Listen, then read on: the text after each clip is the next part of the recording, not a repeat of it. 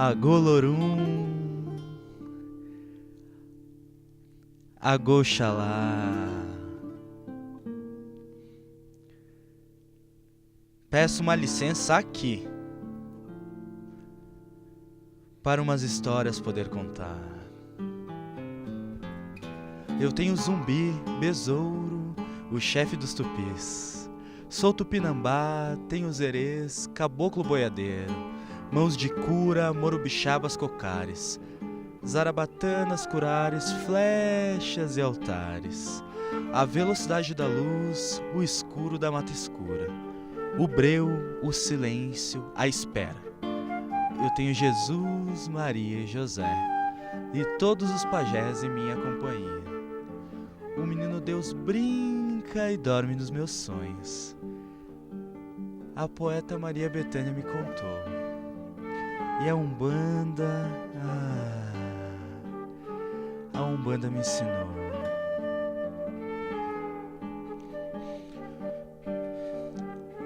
Exu abre caminho, você tem que respeitar. O Exu com sua pureza só faz o bem quando a ele reverenciar. Ensina você que sempre existem dois lados, saiba por qual andar. Obaloiê, sua saudação a Totô. Cuida da sua saúde, do seu corpo e coração. Tudo que para você é importante, ele trata com respeito e devoção.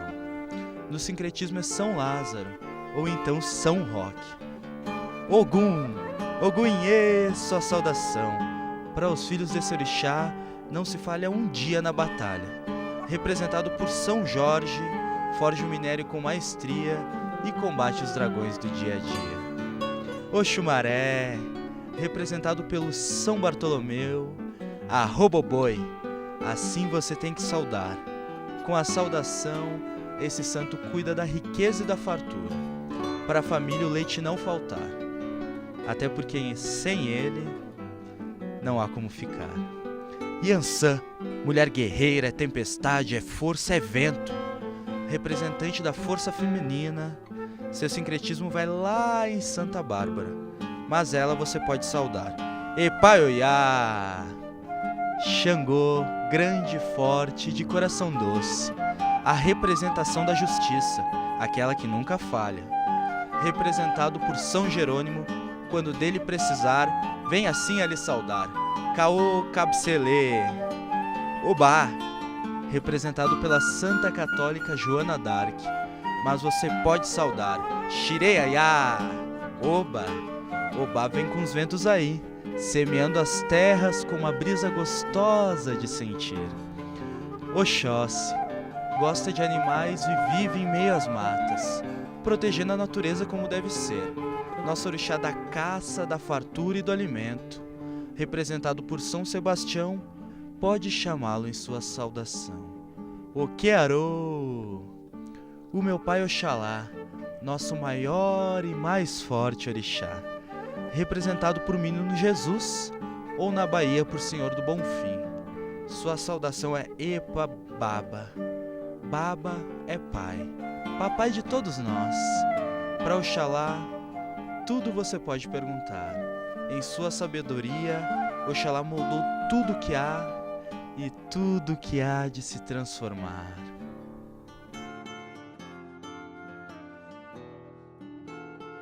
A Umbanda, assim como o Brasil, é híbrida, né?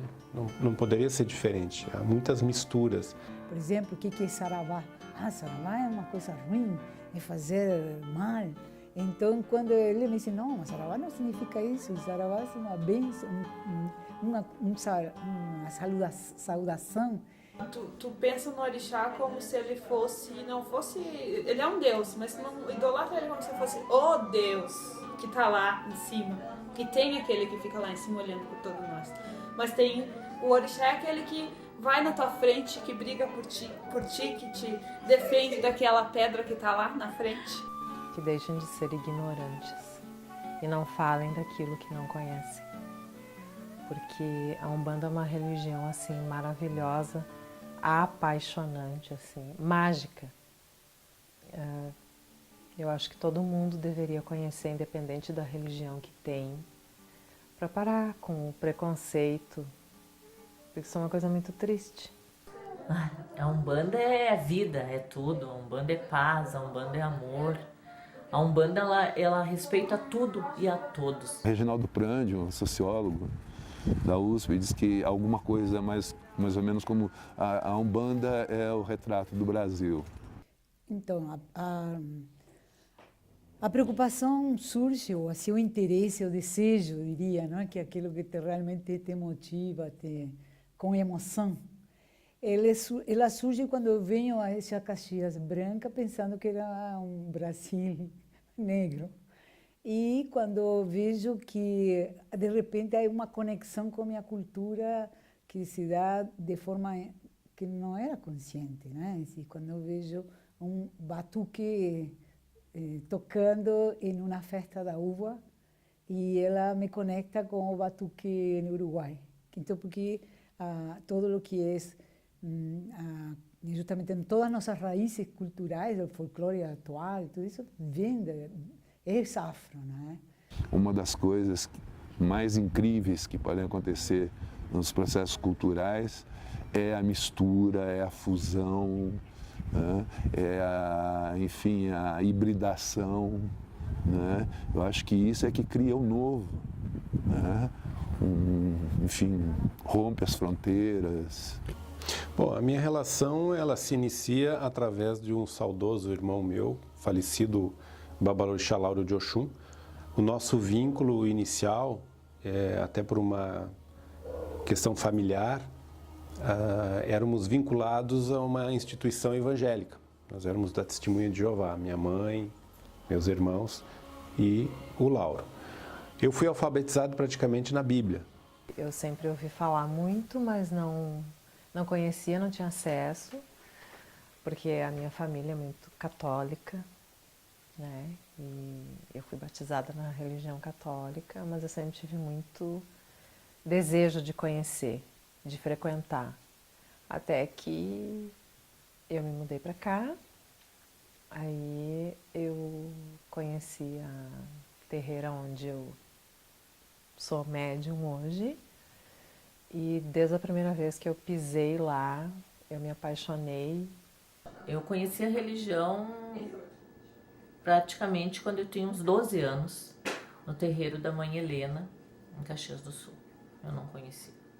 E me apaixonei, porque já os meus avós tinham terreiro em casa, sabe? E eles me contavam sobre isso, como que era a Umbanda, somente a Umbanda.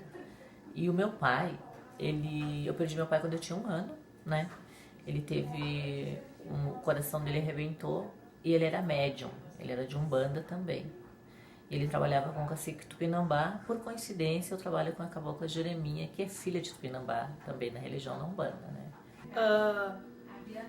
Eu nasci, como eu te falei antes, eu nasci na religião, eu sempre segui aquilo. E quando eu seguia, antigamente, como eu fui criada junto com a minha mãe que me levou, eu enxergava a religião num ponto de vista, onde é a caridade, a irmandade, cuidar do próximo, entende? Não só se preocupar comigo, com os meus problemas, sabe? Ser egoísta. Era sempre a união. Em 1970, meu irmão começou a ter algumas alterações de comportamento e apresentar fenômenos mediúnicos, o que foi logo considerado pelos pastores como uma manifestação do demônio. Só que com todo o exorcismo e todo o socorro que eles ofereceram, não resolveu o impasse, ele incorporava. Até que numa situação, a empregada da minha mãe, que era um bandista, sugeriu que ele fosse se socorrer num passe de centro de Umbanda. Com resistência, em razão do estado emocional que se encontrava meu irmão, ele estava em frangalhos, ele foi tomar um passe e incorporou. Ali começou, eu diria que foi o divisor de águas, foi em 1970, começou um novo momento para a nossa família. Como ele era o primogênito e eu o mais novo, logo eu comecei a apresentar também algumas características semelhantes a dele. Então ficou o mais velho como o nosso Babalorixá, que nos conduziu até o desencarne dele em 1983, e eu dei sequência ao trabalho dele. Eu acho que através da mediunidade que a gente tem, a gente como é que eu vou te dizer, como se fosse levado, sabe, a isso.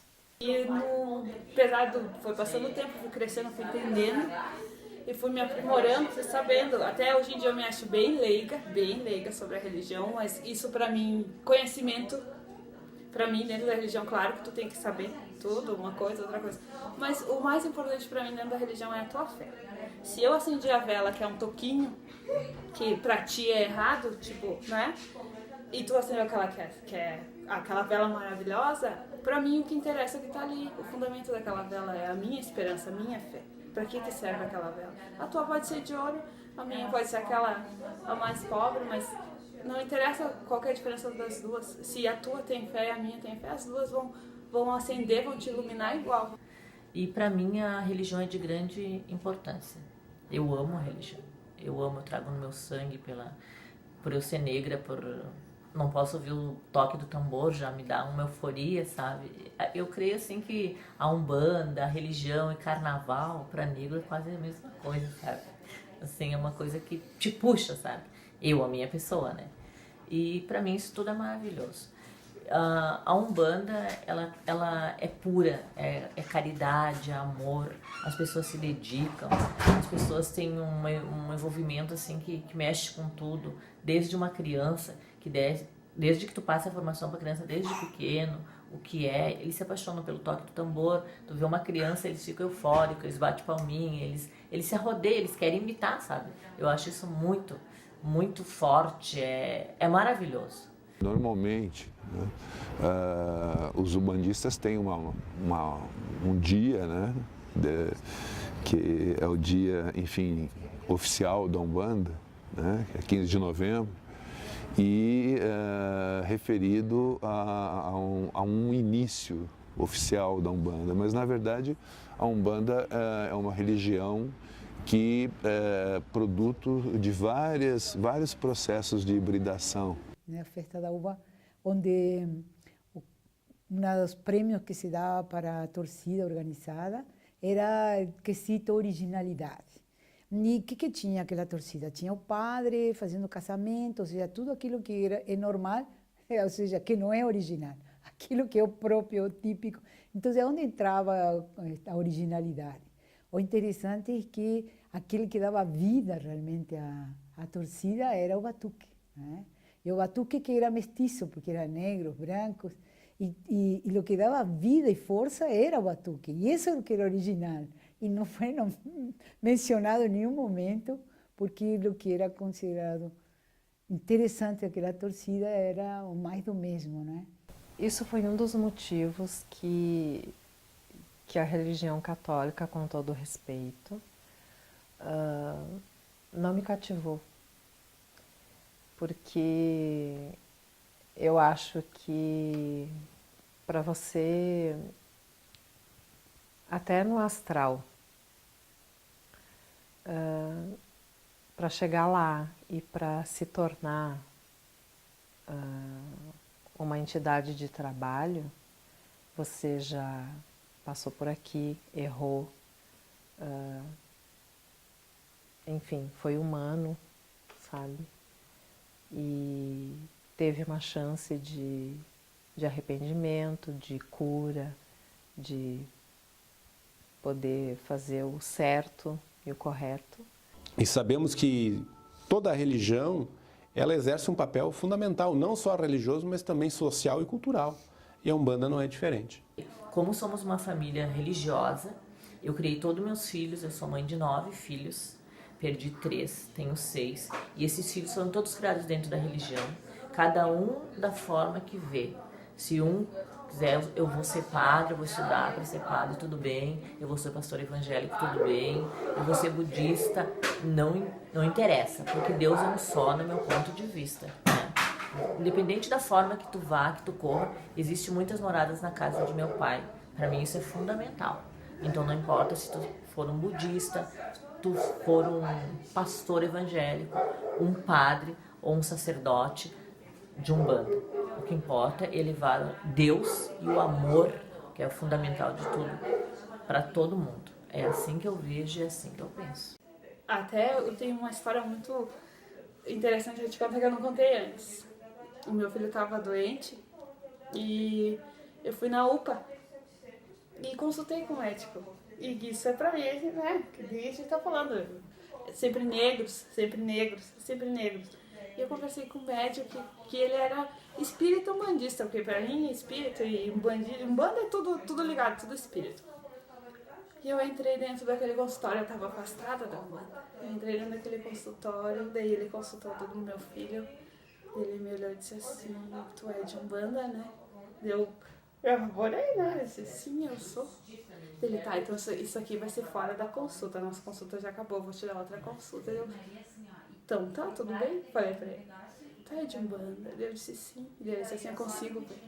Ele falou pra mim, deu, né? Tu não espera, tu não tá ali preocupado com teu filho, com a saúde do teu filho. Só que uma coisa não é ligada com a outra. Ele disse assim, não, porque eu tô vendo que tu é muito iluminada, dá pra ver que tu é muito iluminada, mas tem um... Vou te explicar que tu entenda. Por quê? Porque é muito... Tu é uma pessoa muito iluminada, muito, muito iluminada. Só que ao redor de ti existe um círculo, e esse círculo é negro. Então eu vou te dizer assim, ó, dentro de casas, ele falou diretamente no ponto que eu queria, porque eu estava afastada, tipo assim, volta, entende?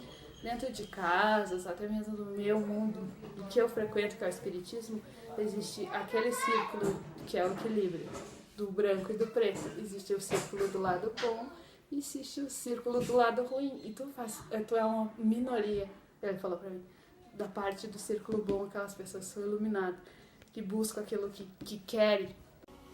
Não é eu te diria assim que não é uma prerrogativa dos serranos ou dos habitantes de Caxias do Sul se dizerem italiano. O Brasil é um país extremamente católico, pelo menos se diz. Mas é um país que se diz católico não praticante. E por o fato de serem católicos não praticantes, o que eles praticam realmente é outras roupagens religiosas, entre elas a Umbanda e o Batuque. Muitos vão à igreja, mas à noite vão nas sessões públicas ou no centro kardecista também. Então, essa característica de frequentar a igreja e outras roupagens religiosas é muito comum em todo o nosso território nacional. E Caxias não é diferente. Nós recebemos aqui nas sessões públicas aproximadamente perto de 200 pessoas nas quintas-feiras, já chegamos a atender 286 pessoas e muitas delas de famílias tradicionais italianas e católicas. Agora, constatei sim, por exemplo, que a maior parte do Pai de Santo eram brancos. Então, dentro do que é uma Caxias branca, de olho azul normalmente, não é? Eu achei muito interessante ver isso, né?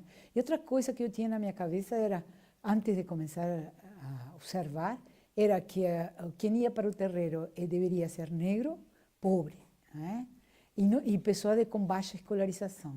E para minha surpresa, eu encontrei muitas pessoas que, primeiro, brancas, segundo, pessoas com alta escolarização, não dá para contar quem, mas pessoas importantes de Caxias. Terminei descobrindo que muitos terreiros estão dentro das próprias casas. Pois é, aparentemente parece uma contradição, né? Na verdade não é. Só que eu acho que algumas coisas têm que ser levadas em consideração e algumas coisas têm que ser ditas. Tá? Em primeiro lugar, se você pensar que, claro, o peso que cada uma dessas matrizes tem varia de localidade para localidade do Brasil. Então você tem lugares em que a matriz africana pesa mais forte, tem lugares em que ela é obliterada. Tá? Então, Caxias do Sul, você tem uma coisa semelhante, mas assim, em termos territoriais, tem lugares em que a matriz afro, tem lugares da cidade que a matriz afro ganha mais significação e tem lugares em que ela ganha menos. Outra coisa que tem que ser levada em consideração também é o que eu chamo de embranquecimento da religião. O que significa esse embranquecimento? É a negação, muitas vezes, do peso da matriz afro e o que ela traz consigo, por exemplo, a questão polêmica dos sacrifícios animais, tá? e o enaltecimento de aspectos que, na verdade, são de matriz europeia, como os aspectos do kardecismo, os aspectos do próprio catolicismo.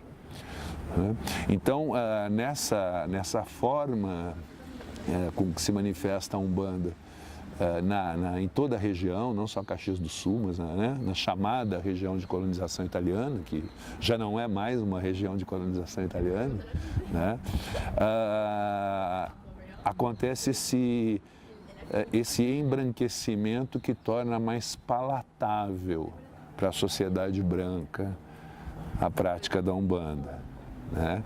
Mesmo assim, ela sofre preconceito e sofre discriminação. Quando descobri na teologia no noroeste da África, dados muito interessantes. Então, quais são os mandamentos dessa teologia? O primeiro mandamento é Deus cria a humanidade. O primeiro mandamento é cuidar da própria vida, ou seja, se procriar, né? O segundo é cuidar da natureza. E o terceiro me pareceu fantástico, que é esquecer de Deus, não é? Essa ideia de que Deus te deixa tudo pronto, supostamente, e a responsabilidade é tua, mas não só isso. A única forma de tu encontrar a comunidade, a única forma de tu encontrar o outro, é esquecendo de Deus, né? E a grande responsabilidade fica para a sociedade mesmo. E se tu te dá conta, se fazemos um paralelo com a religião católica, não? Justamente toda a nossa obrigação, principalmente, é com Deus. E eu diria toda, porque amar a Deus, santificar a festa, não tomar seu santo nome em vão. Digo, e quando se refere ao outro, por exemplo, não roubar, não fornicar, tudo o que é por medo a Deus, é porque Deus te vai castigar, senão. Não é porque tu tem que respeitar o outro, não é?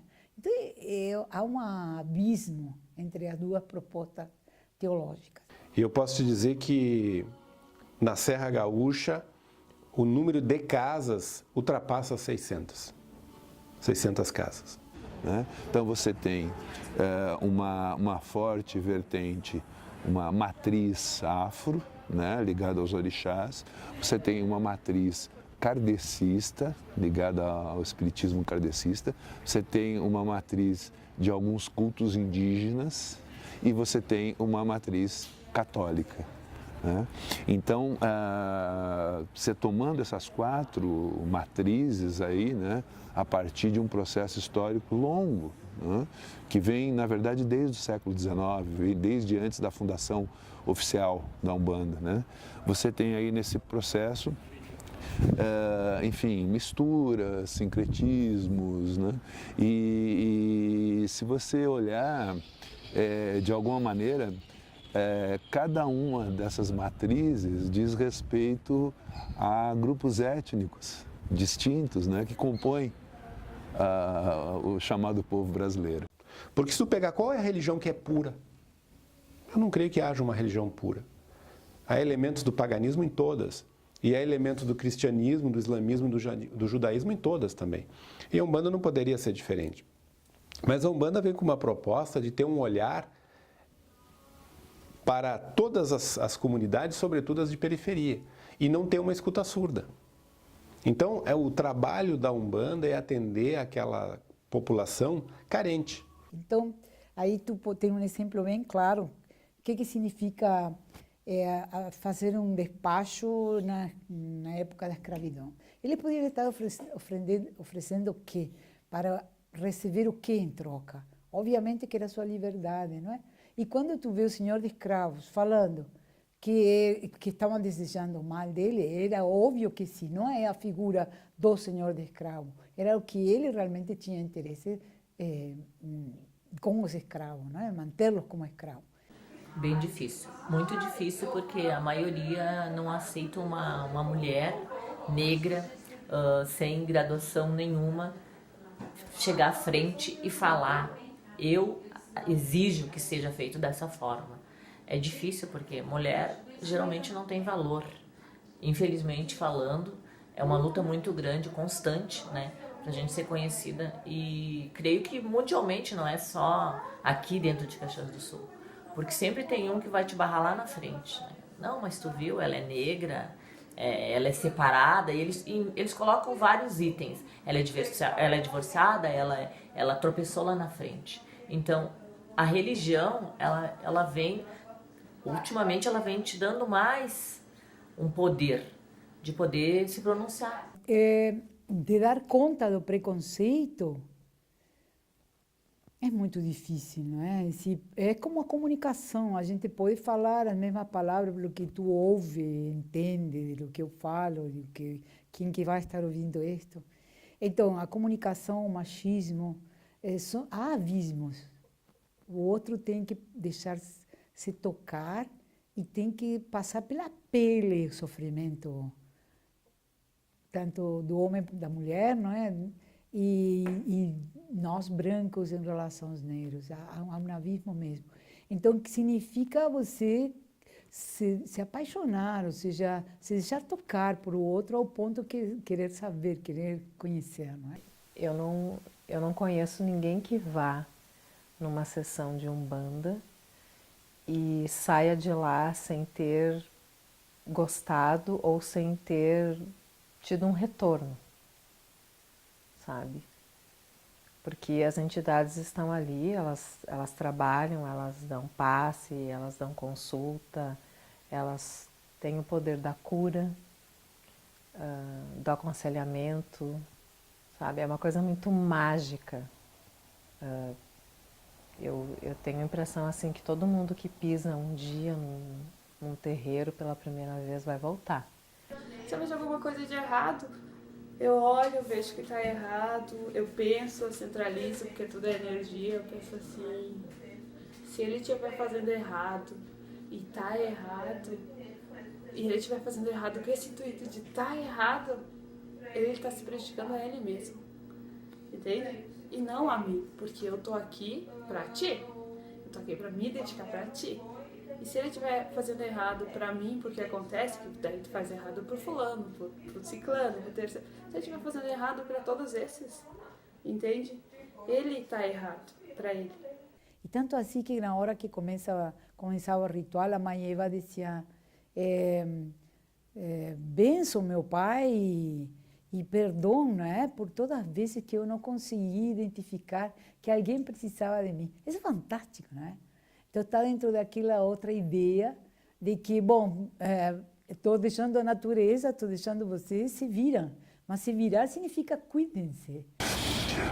O sincretismo ele não é um processo guiado por alguém, ele não é um processo, pré-determinado. Ele é um processo que vai ocorrendo, né, na medida em que grupos étnicos vão entrando em contato, vão mesclando, no caso religioso, os seus rituais, as suas crenças. Chica, filha de Iemanjá. Filha de Iemanjá. Tu se identifica com a tua orixá? Com a tua Sim. mãe? Sim. Sim, o mar, né? É o mar. Como ele... Quando a gente vai fazer a oferenda no mar, a gente larga todas as coisas positivas. Ou quando a gente está muito carregado, se diz, a gente entra no mar para se descarregar. E o mar, tudo que ele leva, ele traz de volta. Tudo que é ruim, ele segura o que é bom. Tudo que é ruim, ele despeja, entende? E eu acho que eu sou meio assim como o mar. Tem dias que ele tá calmo e tem dias que ele tá, né, muito bravo, muito, sabe? Que ele tem que se livrar. O que foi que aconteceu comigo? Acabou de te falar o que aconteceu comigo. Eu tava num mar, numa fúria, aquele mar bravo, onde eu tive que despejar tudo aquilo que tava ruim para dar aquela calmaria. Yansan é uma guerreira, ela Yansan é a orixá dos raios, das tempestades, da revolução. E o Preto Velho vem fazer esse trabalho de escuta, como um trabalho quase que psicoterapêutico. O Caboclo, um trabalho de fitoterapia através das ervas, do passe, da desobsessão. E o Exu no desmanche de magias negativas e tudo mais. Então é um trabalho de saúde, prevenção. Enquanto o SUS está sobrecarregado, ele estaria muito mais se não existissem os templos umbandistas, com toda certeza. A Umbanda é amor e caridade. Para a gente explicar para uma criança, digamos, ou para um leigo, que é praticamente a mesma coisa, como que tu vai amar a Umbanda? Amando, se tu não conhece, a mesma coisa se tu não conhece Deus. Como que tu ama Deus? Uma criança te pergunta. A Oxum, vamos falar, né, na Umbanda. Como que a criança vai entender o que é a Oxum? Tu diz, a Oxum, tá vendo a cachoeira, meu filho? Aquela água maravilhosa que cai, é a Oxum, né? O mar é Iemanjá, né? É assim que a gente explica, o sol, Oxalá, para a criança poder entender a proximidade que a gente tem com a Umbanda, com os caciques, os caboclos, preto velhos, que eles te abraçam, conversam contigo, te passam esse amor. E de novo a figura de Exu, com uma lenda que me parece muito interessante, que contada para as crianças me parece que o efeito de ser maravilhoso, porque imagina que conta uma lenda de que Exu ia a uma festa, e aí ele usou um boné de 2 cores, só que quando ele passava pelo caminho, os trabalhadores do campo, que estavam separados por essa estrada, não veiam as 2 cores, veiam só uma. Então, como eles veiam só uma, quando foram a descansar, disseram, vocês viram que bonito que estava Exu? E que cor bonita do boné? Aí esse chapéu, esse era vermelho. Não era vermelho, era verde. Então, como que vermelho, verde, não é? Então começa toda uma discussão. Eu não sei se isso acena nas cores, não é? Mas justamente começa uma discussão e eles vão brigar e eles vão se machucar. E quando volta, então, Exu, eles estavam todos com sangue nas roupas. Perguntei, o que aconteceu que vocês estão assim? Disse que nós estávamos discutindo pela cor do teu chapéu. Aí o Exu mostra e ele disse, olha, tem as 2 cores, não é? Ou eles veem que tem as 2 cores. Então, a partir daí, toda a mensagem, não é, de como a realidade pode ser vista de forma diferente, según de onde tu olhas a realidade. Ou seja, são construções muito pedagógicas, não é, para a vida. Pensa um pouco assim, é como se uma pessoa lesse um livro e desse a própria versão do livro. Né? Então, as pessoas leem, de alguma forma, determinadas influências religiosas e criam a sua versão, né? E eu não quero com isso dizer que a Umbanda seja invenção, tá? Não, longe disso, né? Respeito muito a fé umbandista, né? E acho muito bonita, mas o que acontece é que o sincretismo ele vai ocorrendo na medida em que esses contatos vão acontecendo, essas releituras vão acontecendo. É força, fogo, paixão, é trabalho duro, é ordem, é solução. Exu anda, passeia, na mata, na encruzilhada, no mar, na calunga e na estrada, e faz de todos os lugares sua morada. Exu é o cheiro do cravo, o perfume da rosa, é a capa, o tridente, a saia rodada e a cartola. É o charuto, a cigarrilha, a bebida amarga, a bebida doce, o olhar penetrador, a sabedoria empregada com maestria. Exu é o sete, o leque, a caveira, a tronqueira. Exu é a lei, é rainha, é rei. Exu não enrola, está sempre de prontidão. É guerreiro, guardião. É quem lhe estende a mão, sem demora. É quem lhe abre os caminhos para o amor, para tudo que seu for. Se merecer, lhe é entregue agora. Exu é beleza, sorrisos, encantos, gritos e gargalhadas afora.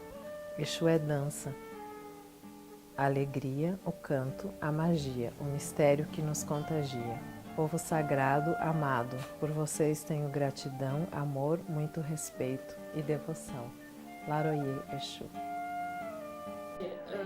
Conheça a religião, conheça bem a religião, não entre de cabeça dentro da religião, conheça aquilo, vê se aquilo bate contigo, vê se tu se identifica com a religião. para depois tu sim se apropriar dela, para depois tu querer participar dela, porque como em todo lugar, como se fosse num serviço, tem a parte boa, tem a parte ruim, entende? Aí vai de ti, tipo assim, tenha conhecimento daquilo que tu vai fazer, não entre na religião por entrar. Se tu vai entrar na religião, entre com amor, com fé. Se tu gostar daquilo que eu tô pregando pra ti, se é aquilo que te serve, me siga, entende? Se não te serve, beleza, tu é livre para fazer o que tu quiser. Eu perguntava para a mãe de santo nas tais visitas, né? Eu dizia, mãe Eva, como que a gente se defende do mal, né? O mal pega, eu dizia, né? E ela dava uma aula do que significava o mal, não é? Então ela disse assim, olha, quando alguém deseja teu marido, por exemplo, teu amante, diz, o que acontece? Tu fica sabendo, o que vai acontecer? Tu pode olhar para a pessoa que está desejando algo que teu e dizer que pena, não é? Dizer que ela não tenha nada para ela desejar o que eu tenho. Ou senão, tu fica muito brava. E nesse ficar brava, todos os dias tu deseja para ela o pior. Então, se tu deseja para ela todos os dias o pior, obviamente te pega. Porque, como que te pega? Porque tu te desconcentra de tudo o que é aquilo que tu faz na vida. Tu desconcentra da família, tu desconcentra do teu amante, tu desconcentra do teu trabalho e de teus estudos e as coisas começam a não andar bem.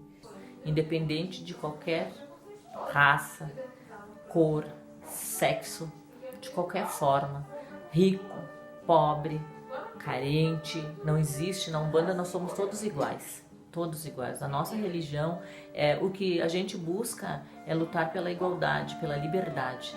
Eu sou uma pessoa também dentro da religião que luta pela igualdade, a liberdade, independente de homem com homem, mulher com mulher. Isso para mim não quer dizer nada.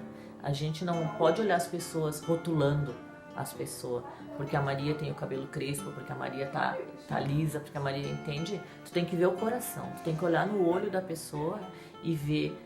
Ela é pura e a Umbanda é a pureza, é a claridade, é a clareza, é Deus acima de todas as coisas, é a Umbanda. Então, tu não conhece, tu pode vir, a gente vai te acolher, vai te abraçar, vai te explicar como é que é. E a gente veio para somar, não para dividir e nem para diminuir. E eu vejo a Umbanda como uma metáfora desse sincretismo e vejo isso de forma muito positiva. Eu acho que uma das coisas mais incríveis que podem acontecer nos processos culturais é a mistura, é a fusão, né? Enfim, a hibridação, né? Eu acho que isso é que cria o novo, né?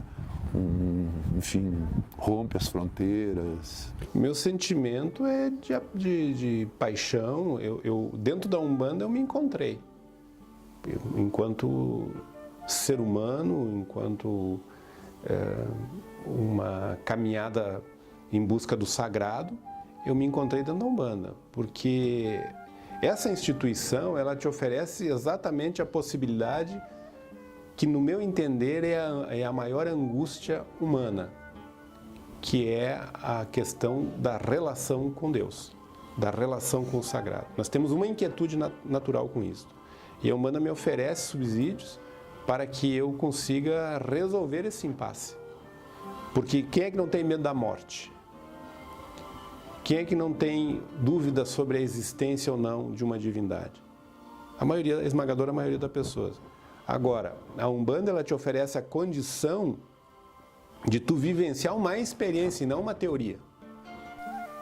A Umbanda é paz e amor.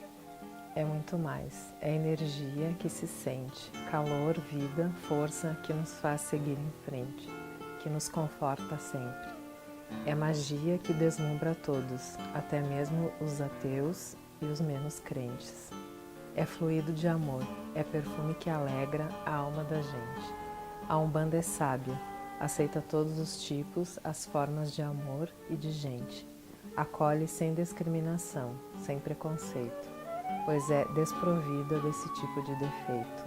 A Umbanda tem beleza, tem a bênção do Criador. A Umbanda tem meu carinho, meu amor, minha admiração e meu respeito para sempre.